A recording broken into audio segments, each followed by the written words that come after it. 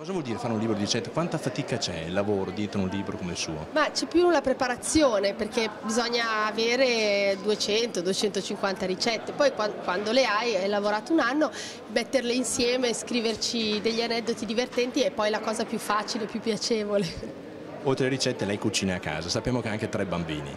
Il suo piatto preferito e la sua famiglia cosa preferisce? Il mio piatto preferito sono gli gnocchi, fatti con la fontina alla piemontese, gli gnocchi di patate, ma poi a casa mia forse il piatto preferito sono le polpette, che è proprio il piatto della mamma, no? Vanno di moda tutti questi programmi di gastronomia, di ricette. Secondo lei perché?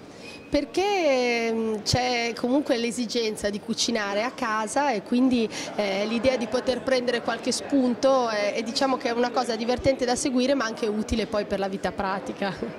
Come fa a gestire la famiglia e anche i grandissimi impegni che lei ha, mediatici? Io lavoro abbastanza vicino a casa e poi solitamente, a parte occasioni come queste che comunque sono molto rare, il weekend io sto a casa.